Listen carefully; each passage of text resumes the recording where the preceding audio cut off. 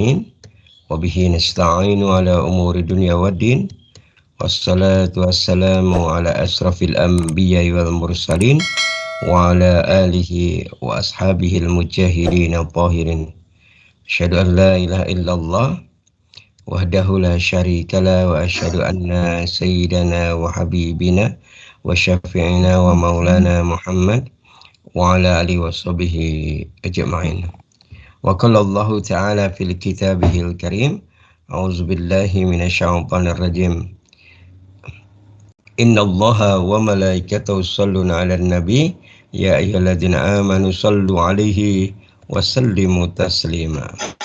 Wa qala Allah ta'ala aizan, innamal mu'minuna alladzina amanu billahi wa rasulih summa lam yartabu wa jahadu bi amwalihim wa anfusihim fi sabilillah ulaika humasyadiqun. Shadaqallahul azim wa nahnu ala dzalika minasyahidin wasyakirin walhamdulillahi rabbil alamin. Para santri yang mulia, kita awali kajian kita di Sabtu pagi ini di tanggal 14 ya.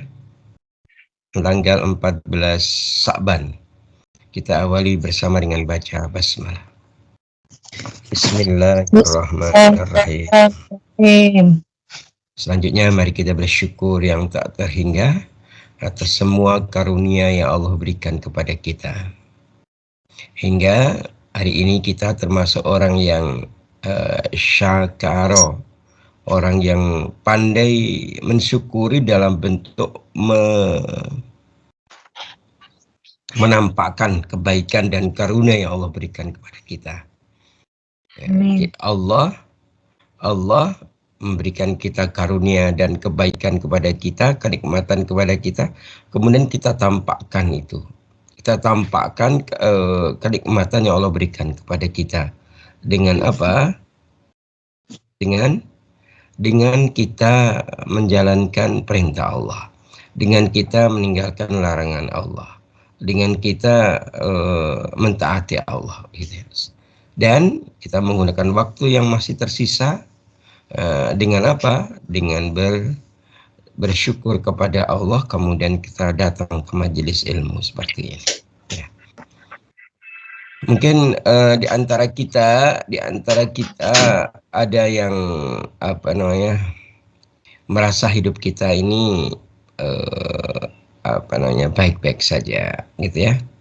Ada di antara kita yang merasakan hidupnya adalah tidak baik-baik saja, dan itu adalah sebuah keniscayaan, ya. Sebuah keniscayaan dinamika hidup, kan gitu kan. Kadang baik, kadang susah, kadang senang, kadang lapang, kadang sepi dan seterusnya. Namun dalam kondisi apapun, baik dalam kondisi susah atau senang, baik dalam kondisi mendapatkan karunia atau lagi diuji oleh Allah, maka yang harus kita lakukan apa? Kita harus pandai menempatkan diri. Di antaranya pandai bersyukur. Bahkan sepahit-pahitnya hidup kita harus pandai bersyukur. Nah, kalau di Sabtu kemarin saya sampaikan ada nasihat dari Imam Ghazali ya. Agar kita itu hidup ini pandai bersyukur, apapun kondisi diri kita, gitu ya. Kalau kita itu misalnya ada yang berkata, "Tat, bagaimana aku bersyukur, hidupku begini amat," gitu. Maka walaupun begini amat, maka kita harus tetap bersyukur. Ya. Caranya gimana? Nah, Imam Ghazali ngajarin kita suruh pergi ke mana? Pergi ke makam, pergi ke kuburan. Pergi ke mana? Ke makam. Ke makam atau ke kuburan, gitu ya. Ke makam atau kuburan. Ngapain Ustadz? Ke kuburan. Suruh apa? Selain ziarah kubur, tentunya suruh apa? Suruh mengingat bahwa bakal mengenal kematian. Bukan mengingat kematian, suruh bersyukur kepada Allah. Ya. Suruh bersyukur ngapain? Suruh bersyukur kepada Allah bahwa kita masih hidup. Kenapa? Karena sungguhnya kenikmatan terbesar yang mereka inginkan bagi penghuni kubur itu apa? mereka yang sudah meninggal sejak zaman Nabi Adam sampai hari ini, gitu. Apa keinginan mereka? Mau dihidupkan kembali untuk Iya, bersedekah. ingin dihidupkan kembali walau hanya sebentar. Ingin dihidupkan kembali walaupun hanya sebentar, gitu ya. Kemudian ngapain mereka? Ingin dihidupkan kembali ngapain?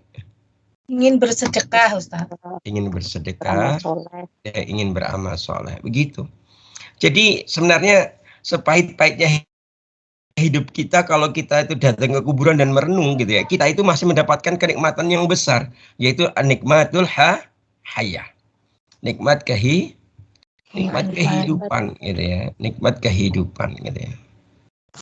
Artinya ketika mereka, gitu ya, sudah meninggal, ya, gitu ya, terus kemudian apa namanya, kemudian mereka pengen balik ke dunia, ya, pengen mendapatkan itu, kena ngapain? Biar mereka bisa melakukan apa? Amal kebaikan. Iya, gitu. Kalau dalam surat Ibrahim ayat 44 itu dijelaskan begitu, ya. Surat Ibrahim ayat berapa? 44. Coba dibuka.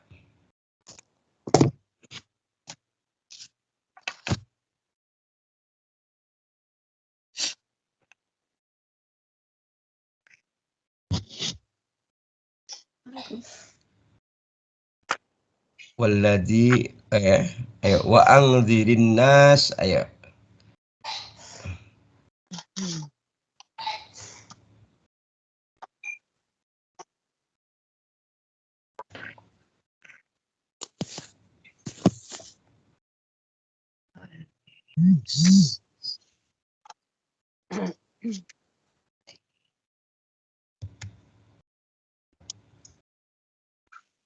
Monggo Dios ingkang sampun kepanggih, yang lainnya bisa ikut menyimak.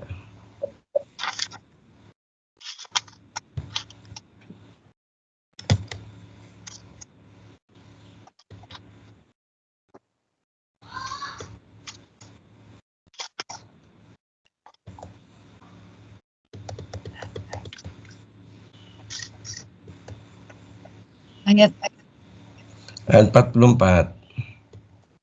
Surat 14 ayat 44.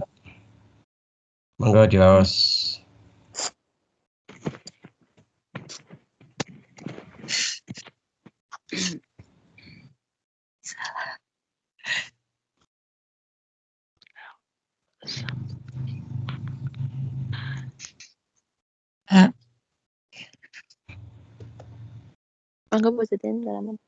Monggo nggih ingkang sampun kepanggih Dios. A'udzu billahi minasyaitonir rajim. Bismillahirrahmanirrahim. Wa anzirin nasa yawma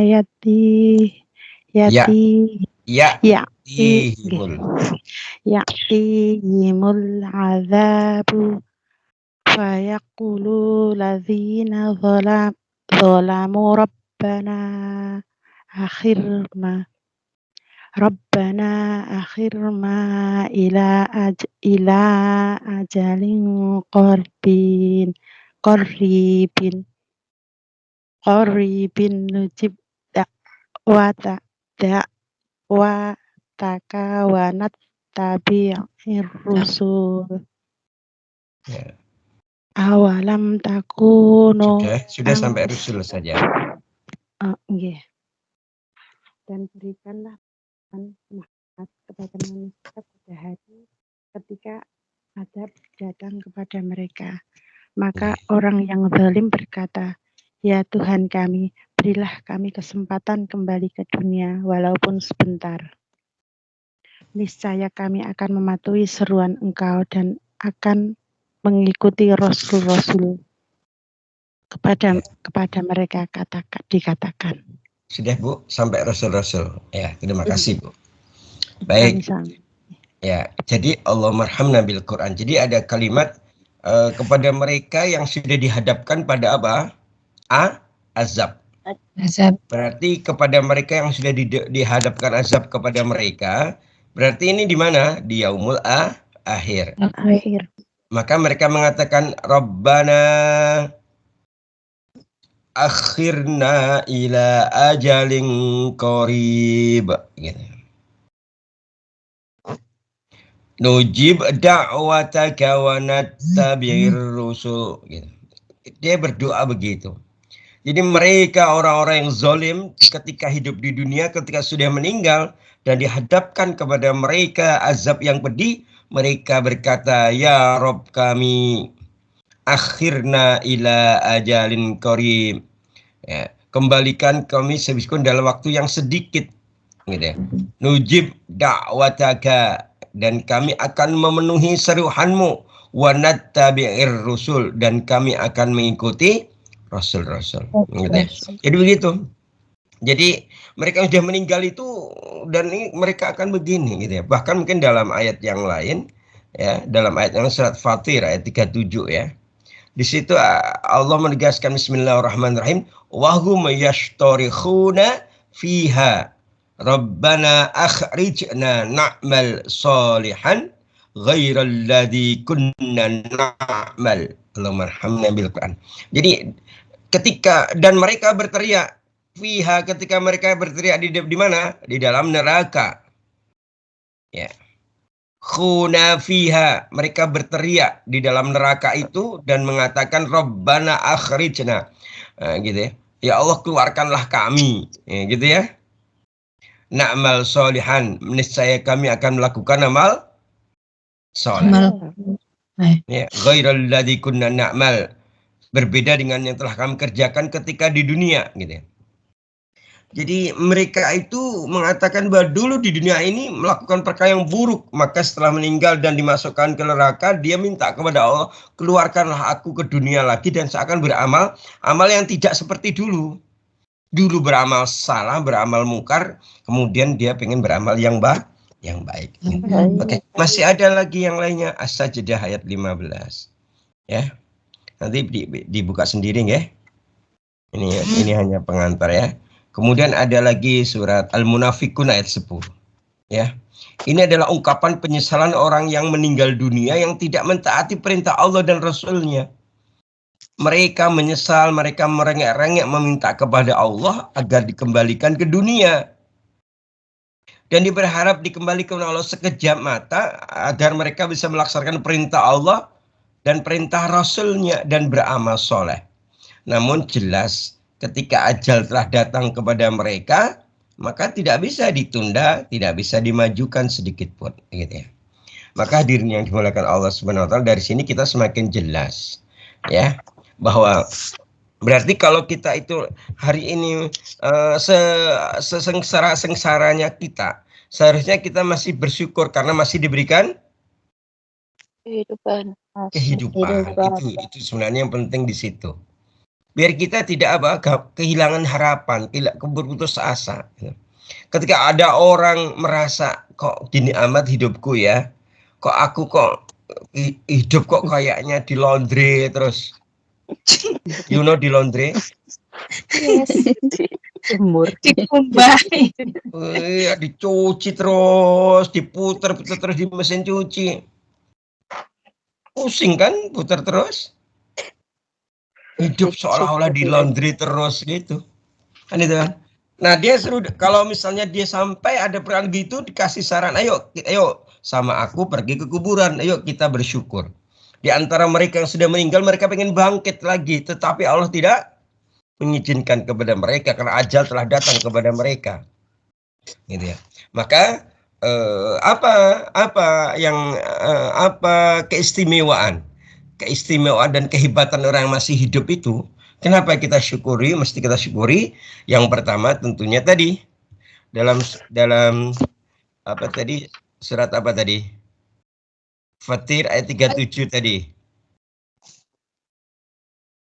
Apa tadi? Na'mal solihan. Ya, kalau aku pengen dihidupkan kembali biar bisa na'mal solihan, bisa beramal soleh. Atau kalau bahasa ininya apa? Nujib dakwataka. Nujib mendengarkan dan mematuhi seruhanmu ya Allah. wa nattabi'ir rusul, dan mengikuti rasul-rasul. Gitu. Jadi ya itu ya. Berarti dua ayat ini, surat Fatihah 37 dan surah Ibrahim 44 ini menunjukkan kita bahwa suruh beramal soleh kalau masih hidup. Jadi kalau masih hidup berarti kita masih diberikan kesempatan untuk beramal soleh. Yang kedua, kalau masih hidup diberikan kesempatan apa? Yang kedua, keajaiban kedua apa? Beribadah. Iya ya, ibadah ya amal soleh ini Bu. Ibadah. Apa? Apa? Bu? Bertaubat. Iya betul sekali. Bertaubat. Iya, bertaubat. Ya. Surah apa? Bertaubat. Bertaubat. Gitu ya. Ya. Jadi kalau kita masih hidup berarti keistimewaan apa? Kita itu diberikan kesempatan untuk bertaubat, ibu-ibu. Gitu ya. Apakah kalau dia meninggal itu kita tidak bisa bertaubat? Bisa nggak kalau sudah meninggal? Tidak bisa. Tidak bisa. Tidak bisa. Siapa yang sih? Ya, tidak bisa. Gitu ya. Jadi kita tidak bisa ya. Kalau sudah kalau sudah meninggal kita nggak bisa itu. Jadi jika nafas masih ada, berarti ada kesempatan untuk bertaubat. Apakah taubat ini penting? Penting. Sangat Iya.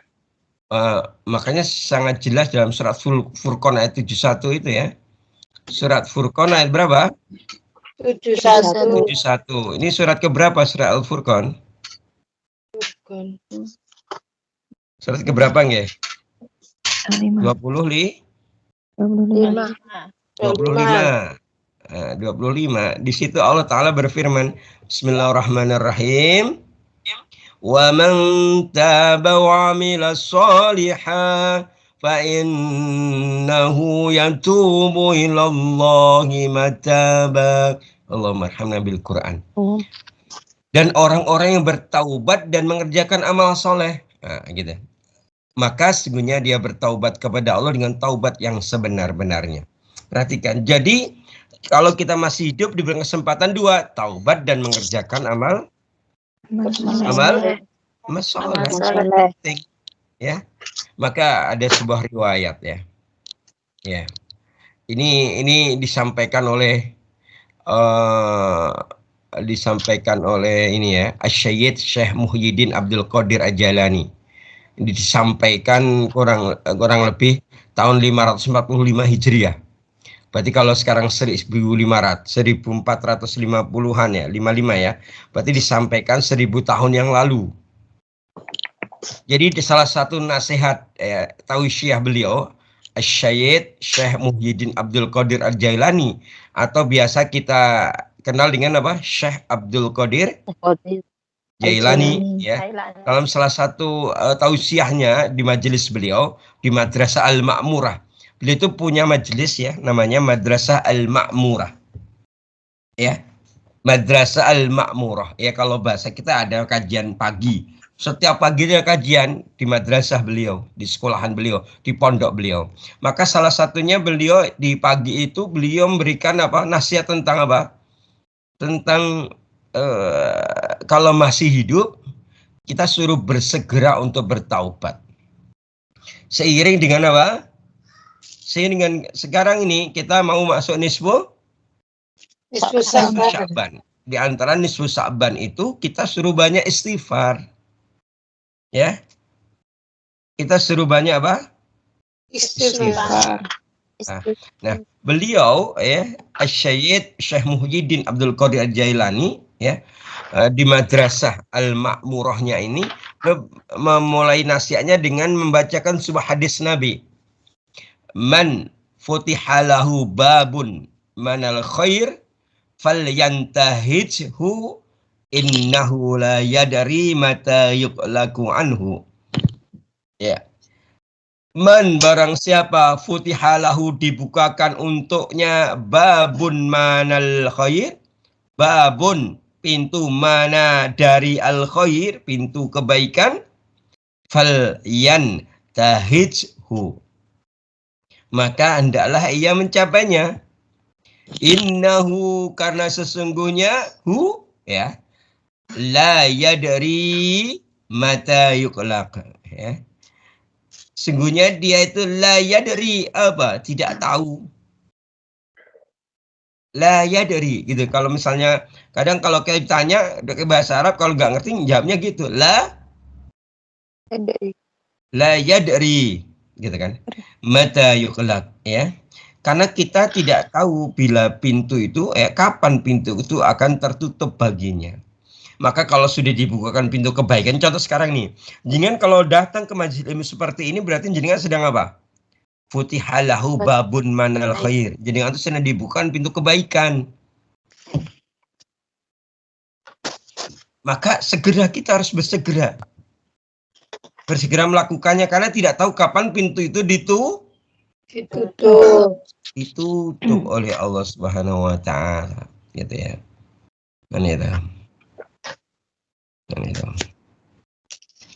Maka semoga ini di grup ini kan semuanya jumlahnya 47. Kemudian yang hadir 31 termasuk Ustadz. Berarti yang belum hadir berapa?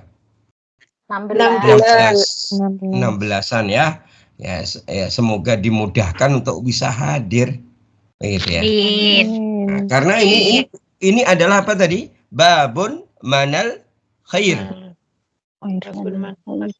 Pintu dari kebaikan itu di majelis ilmu, gitu ya. Maka kalau kita diberikan kesempatan, dimudahkan datang ke majelis ilmu, berarti apa? Kita termasuk man apa? Siapa? Ya, termasuk man. Mannya siapa tadi? Apa tadi? Man futihalahu. Maksudnya gitu. Man, orang yang dibukakan pintu kebaikan. Kalau bisa hadir kayak gini. Karena kalau bisa hadir hadir dalam majelis kebaikan itu ya gampang-gampang susah. Bukan susah gampang, ya gampang-gampang susah. Gampang sebenarnya. Tapi susah. Iya. Kan gitu.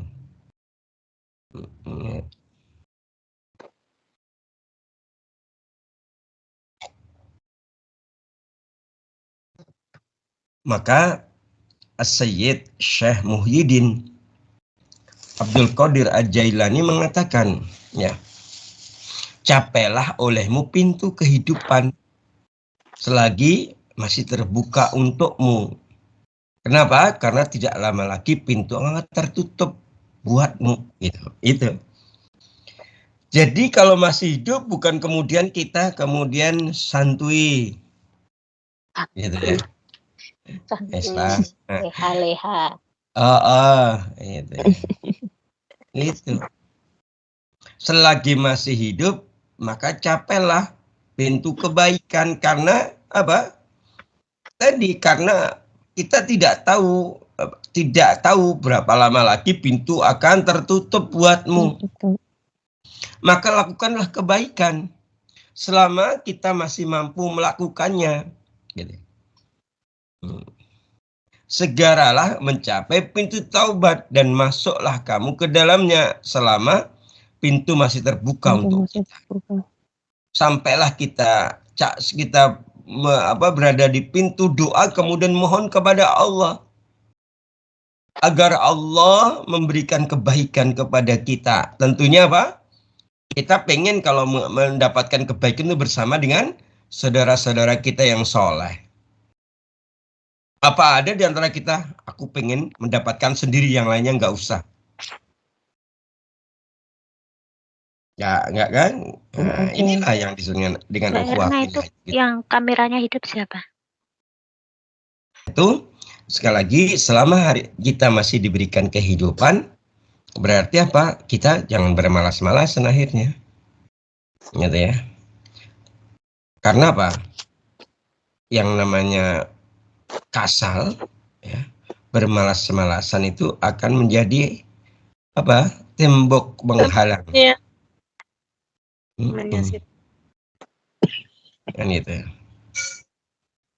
Jadi gini, bahkan beliau ya Syekh Abdul Qadir Jalani itu beliau mengutip ya nasihat dari Abu Muhammad Al-Azami rahimahullah. Ya. Jadi Abu Muhammad Al-Azami rahimahullah ini memberikan nasihat kepada kita, sering-seringlah berdoa. Senantiasalah kita berdoa kepada Allah dengan doa apa?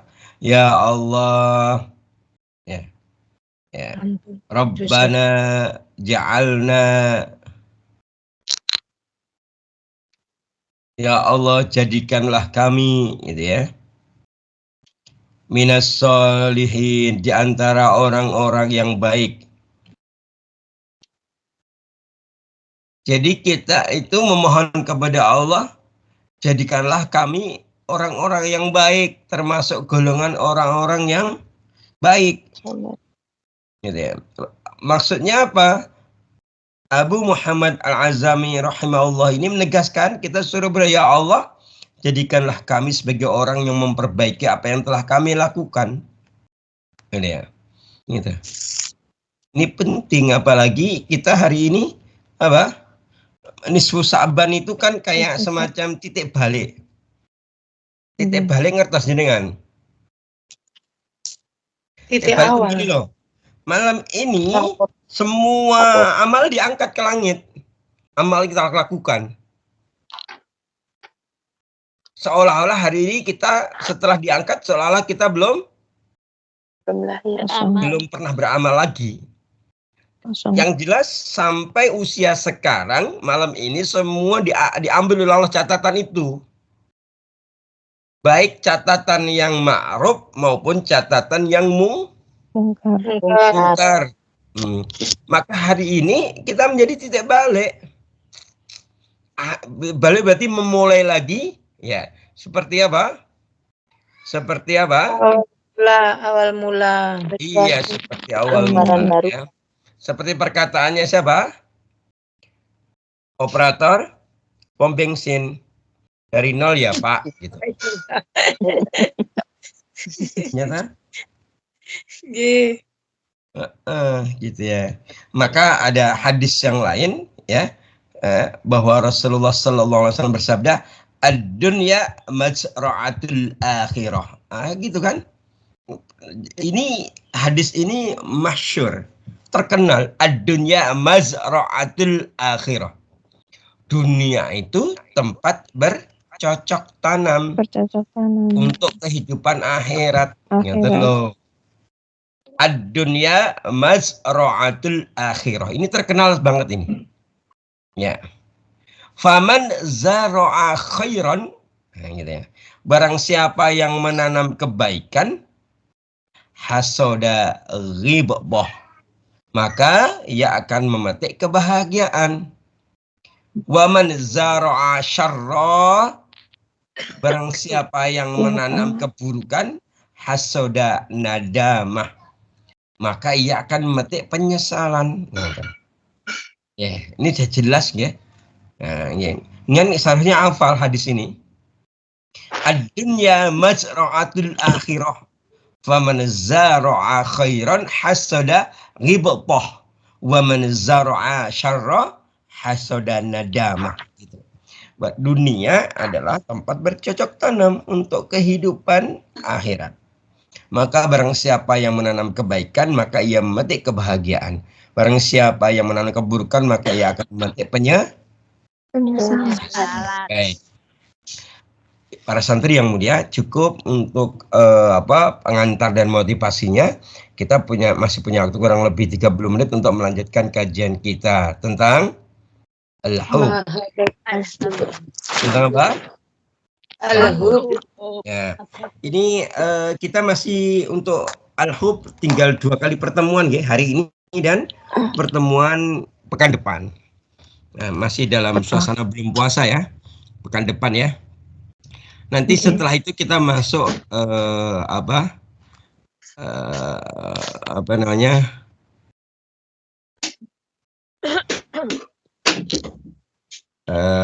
masuk babul jadid. Apa itu? Apa? Pintu. Pintu baru. Jadi itu baru ya, atau bab yang baru. Ya tadi kan dari nol.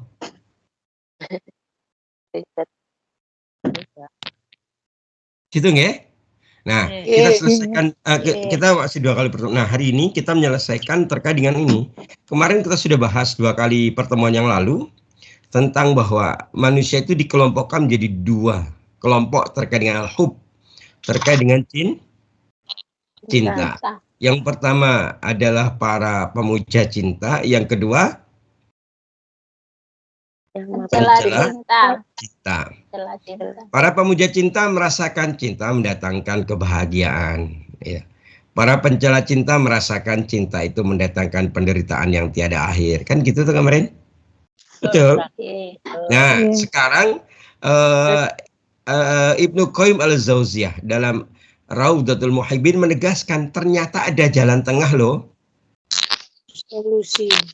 Jalan tengah antara mereka yang memuja dan mereka yang mencela. Artinya apa? Sebenarnya kalau Ibnu Qayyim menegaskan cinta itu tidak dapat dipuji secara mutlak, nggak bisa. Ya, sebagaimana cinta tidak bisa dicela secara mutlak. Bagi pemuja cinta dia tidak bisa mengatakan cinta the best. Enggak. Cinta itu luar biasa, dahsyat gitu. Mungkin begitu sebenarnya, tapi nggak bisa secara mutlak. Sebagaimana mereka yang cinta tidak bisa dicela secara mutlak ketika ada orang menderita karena cinta, gitu ya. Dia tidak bisa mengatakan say no to love.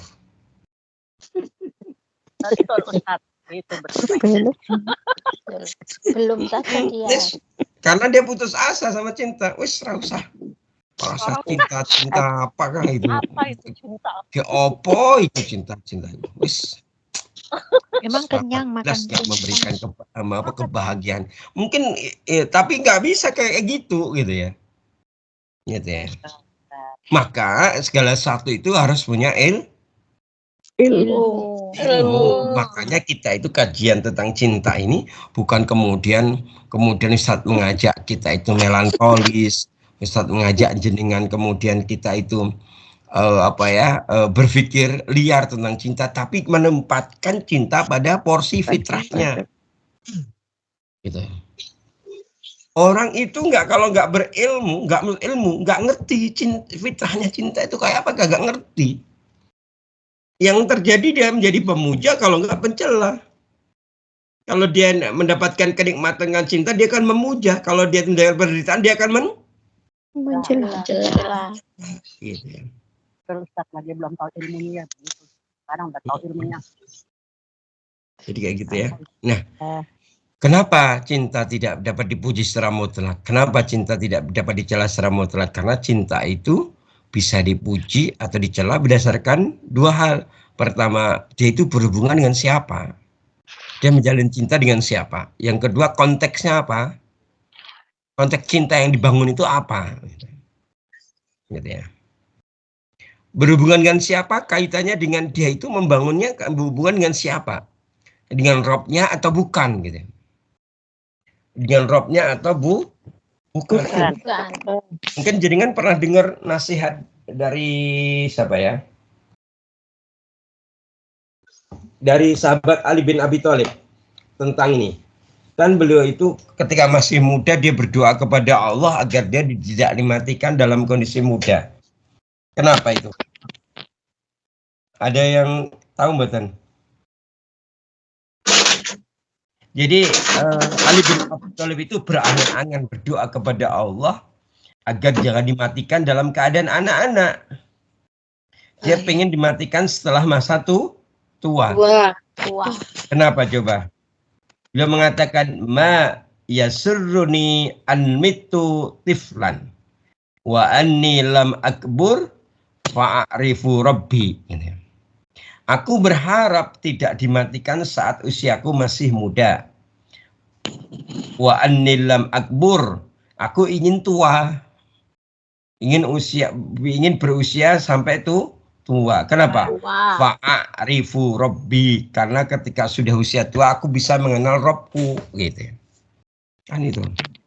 Maka di sini cinta bisa dipuja, bisa dicela itu terkait berdasarkan dua hal. Pertama, cinta itu berhubungan dengan siapa? Kalau semakin tua seharusnya berhubungannya dengan siapa? Allah. Allah. Iya. Dengan Robnya. Robnya. Yang kedua konteksnya. Bicara tahu konteks ya? Tahu, Ustaz. Konteks itu waktunya. Kalau hubungan dengan konteksnya ini seperti yang seperti contohnya siapa? Zulaikha. Zulaikha itu di periode cinta pertama dia hubungannya dengan makhluk. Periode kedua berhubungan dengan Allah. Konteksnya yang pertama dia nggak mengenal Allah. Konteks kedua dia membangun cinta ketika sudah mengenal Allah. Padahal dia itu sudah tua renta dan buta, kemudian dimudahkan lagi sama Allah kan gitu toh. Di saat itu dia udah mengenal Allah. Kan dalam diri Zulaikha itu merasakan adanya keajaiban.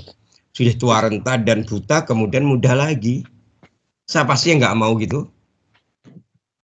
Ada jenengan yang nggak mau misalnya Allah ndakin gitu. Saya mau. Mau dong, Ustaz. Betul kan? Ada mau semua. Tapi padahal belum tentu dikasih. Ya Allah. Iya. Anita. Maka sekali lagi kalau sudah kita itu kita itu sekali lagi harusnya semakin dewasa memahami fitrah cinta itu. Gitu kan?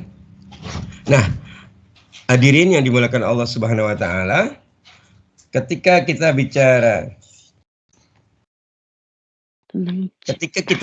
tentang al-hub ya. Ketika kita bicara al-hub, maka ada dua, ada istilah al-iradah, yang kedua ada al-murad.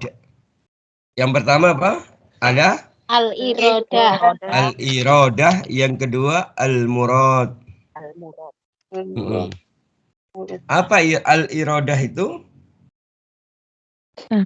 Kehendak. Iradah itu apa? Keinginan. Dalam cinta itu ada al-iradah. Ada apa? Al-iradah, ada keinginan. Nah, secara umum konsep kalau seorang itu punya iradah biasanya selalu diikuti oleh al-murad. Apa al-murad? Al-murad itu artinya Tujuan. Ya, tujuannya akan dicapai ya. Al-murad ya. Jadi begitu ya. Cinta akan selalu mengikuti al-muradnya. Al-muradnya itu apa kalau orang itu seorang pecinta itu al-muradnya apa?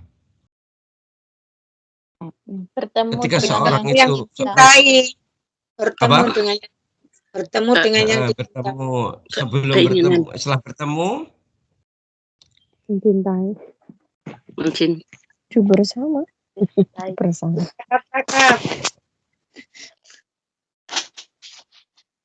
Apalagi Cinta selalu mengikuti apa yang dicintai. nah itu betul sekali ya. Seorang pecinta akan selalu mengikuti apa yang dicintai. Iya gitu, penting sekali ya. Ayo dicatat. Jadikan apa? Story Ya, cinta selalu mengikuti apa yang dicintai. Ketika sesuatu yang dicintai ketika sesuatu yang dicintai itu layak untuk dicintai, gitu ya. Ya, maka Maka ya gitu ya. Mencintai itu sesuatu yang apa? Indah. Sesuatu yang terpuji. Nah, maka kalau mencintai kudu tahu layak enggak dianya itu dicintai.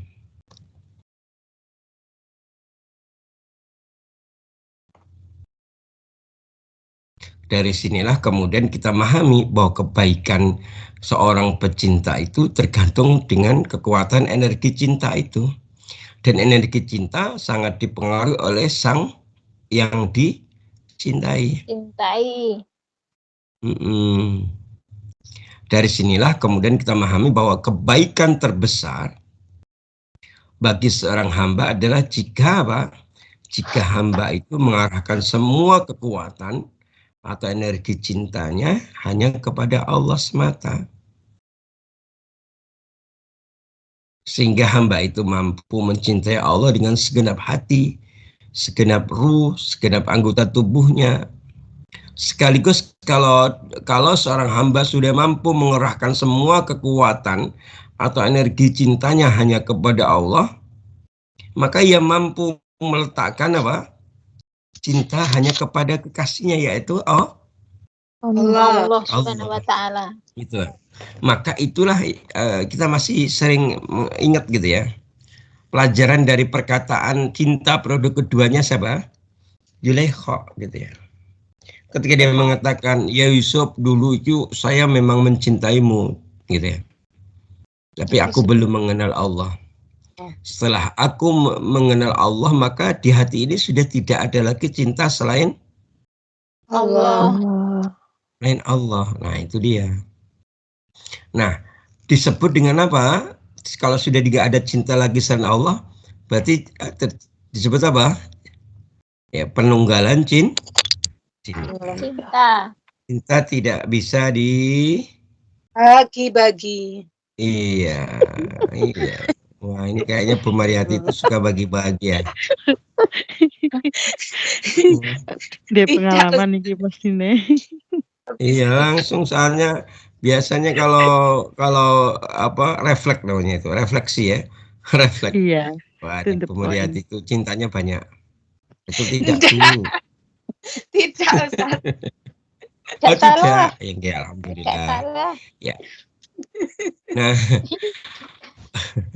jadi cinta nggak boleh disekutukan. Maka ada istilah, ini adalah tauhid al-mahbub. Tauhid al-mahbub. Al-mahbub. Ya, itu apa itu ya, penunggalan cinta gitu ya. Nah, di sini kemudian muncul lagi apa? Istilah tauhid al-hub. Ya. Tauhid al-mahbub, tauhid al-hub. Apa itu? Ya udah tidak, kalau dia sudah mencintai Allah, tidak tersisa lagi cinta lain dalam hatinya. Kalau sudah mencintai Allah, sudah tidak tersisa lagi cinta lain di dalam hati. Gitu nggih. Dan ketika sudah, sebenarnya hakikatnya ketika sudah merasakan ini, orang itu kalau sudah tidak ada lagi sisa tempatnya di hatinya, maka dia akan ngapain? Dia akan menumpahkan semua cintanya kepada yang dicintainya. Menumpahkan semuanya. Wes pokoknya borongan. Kasih. Wes tak kasih semua. Wes tak kasih semua, wes. Gitu. Nah, ketika seorang itu mampu menumpahkan semua cintanya hanya kepada yang dicintainya itu, maka itu disebut dengan al-ishq.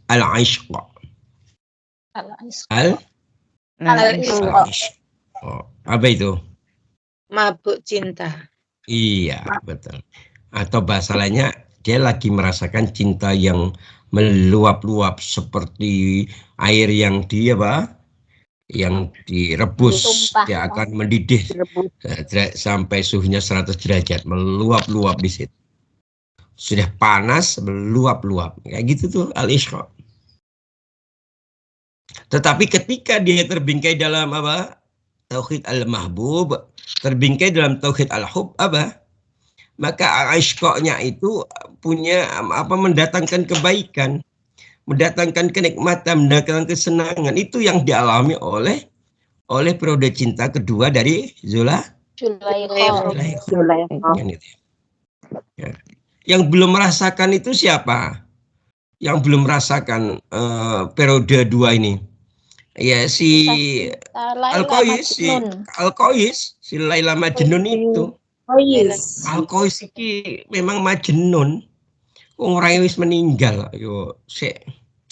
Ya Allah, wis meninggal. Si Laila itu.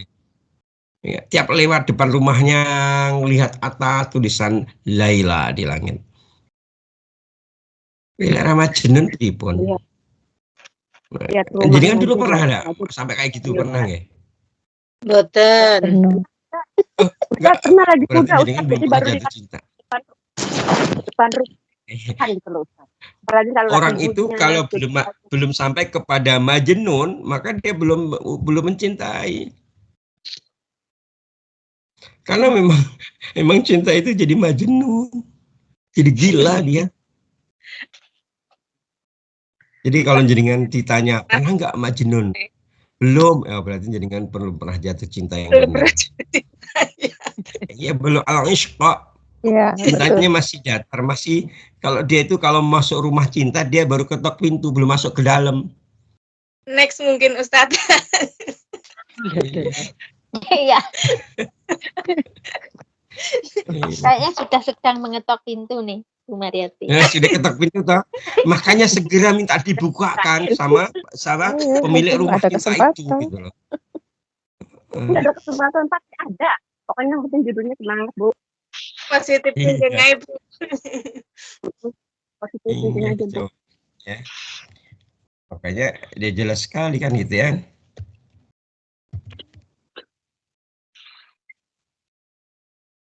Hadirin para santri yang dimuliakan Allah Subhanahu wa taala. Ya, dari sini kita semakin paham. Ya, paham apa? Ya hakikatnya. Hakikat itu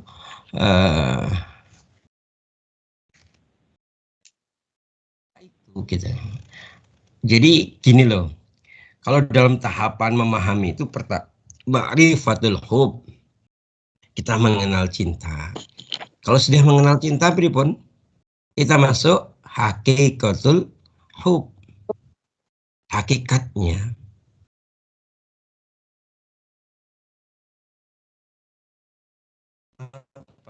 Hakikat cinta itu apa? Mencintai.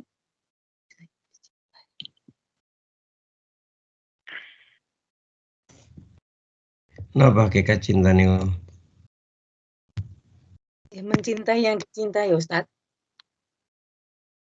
Cintai yang dicintai. Iya nggak tahu. Nggak tahu. Waduh. Pripun iki?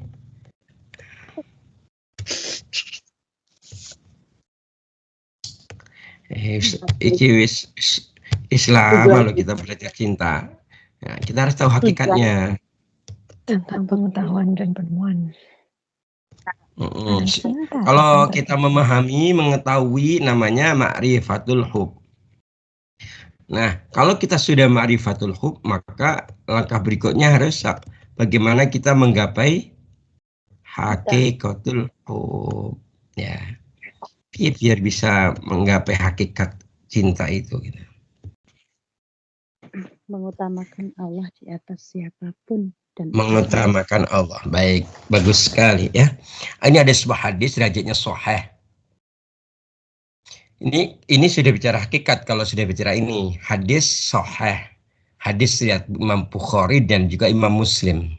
Ketika Rasulullah sallallahu alaihi wasallam bersabda, "Salasun man kunna fihi wajada bihinna halawatal iman."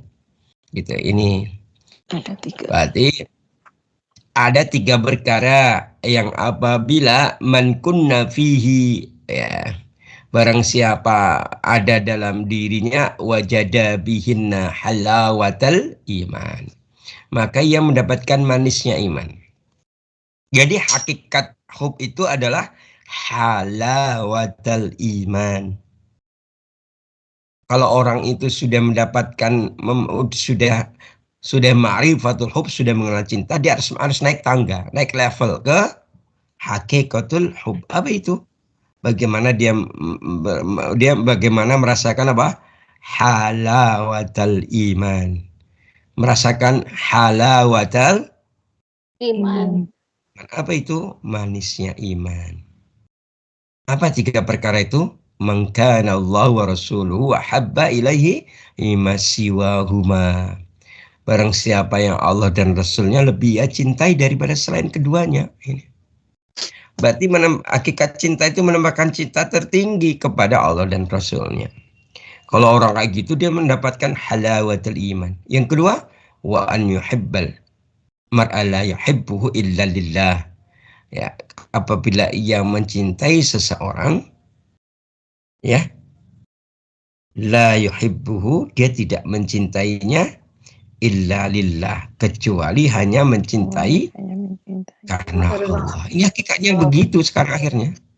Yang ketiga, wa an yakraha an ya'uda fil kufr ba'da an qaddahullahu minhu. Ia benci kembali kepada kekufuran setelah Allah menyelamatkannya, sebagaimana ia benci apa? Kama yakrahu an yukadzafa finnas, ya. Yaitu benci kepada kekufuran setelah apa? Allah menyelamatkannya. Kama sebagaimana yakrahu, dia membenci an yukadzafa finnas, sebagaimana ia benci untuk dilemparkan ke dalam neraka. Saya nggak mau, katakan gitu kan? Nah ini hakikatnya sih di sini hakikatnya. 3 hal ini kita mendapatkan nasihat dari apa?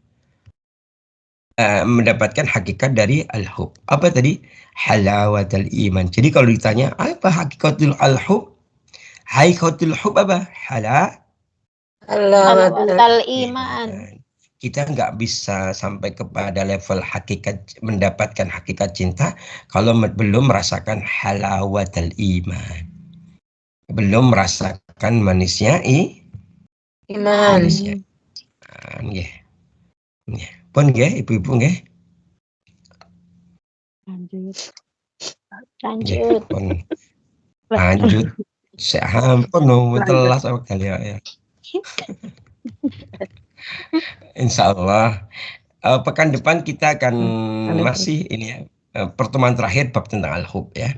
Nanti kita akan kita kembali nih ya, kalau panjenengan apa namanya punya kitabnya nanti bisa dibuka. Salah satunya nanti kita akan bahas dengan al-fath ar-rabbani. Al-fath ar-rabbani. Al-fath itu apa? Pintu. Ar-rabbani, pintu Allah ya. Gitu ya. Kita akan bahas itu ya. Kita selesai dari kitab itu ya. Jadi al-fath ar-rabbani ini tadi ditulis oleh, ini kitabnya siapa? Syekh Abdul Qadir Al-Jailani. Al-fath ar-rabbani itu berarti bagaimana agar kita itu mencintai Allah sehingga kita bisa menjadi kekasihnya Allah. kasihnya Allah gitu ya. Jadi lengkapnya judul kitabnya Al-Fath Ar-Rabbani wal Faid Ar-Rahmani. Ya, masyaallah ya. Nah, mungkin salah satunya itu yang akan dijadikan sebagai referensi atau maroji selain apa Raudatul Muhibbin ya, untuk pertemuan besok ya. Ya, punya kitabnya enggak? Betul. Allah, mbok ngikutin gurumu ini loh. Gurumu ini kekayaannya itu kitab lo, lihat.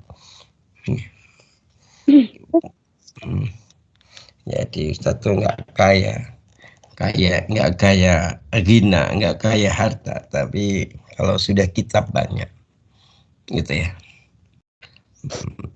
karena kita tuh ya kekayaannya nggak ternilai ya. Jadi begitu ya. Baik, mungkin begitu untuk pagi ini. Malam nanti ayo kita kita berserius ya memohon ampun kepada Allah ya. Insya Allah. Insyaallah. Jadi ini susahkan ya. Kita mohon syafaat kepada Allah agar Allah menyelamatkan hidup kita, menolong kita kehidupan dunia, mohon kehidupan akhirat. Amin ya. Amalan-amalan yang sunnah, amalan-amalan yang teguh dari Nabi diamalkan nanti malam ya. Kita kalau ulama-ulama dulu ya, kita nanti malam ngapain? Tirakat,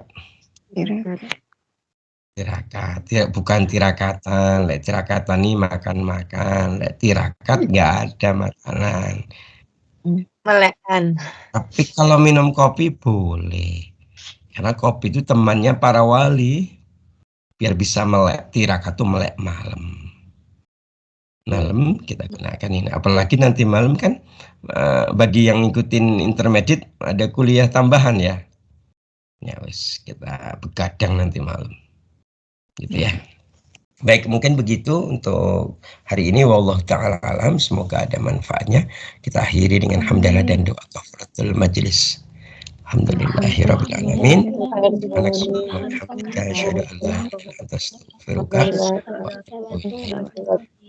Wassalamualaikum warahmatullahi wabarakatuh. Waalaikumsalam Waalaikumsalam warahmatullahi warahmatullahi Terus sangat Ustaz. Alhamdulillah, Ustaz. Yes. Semoga Ustadz dan keluarga sehat walafiat selalu. Amin, amin.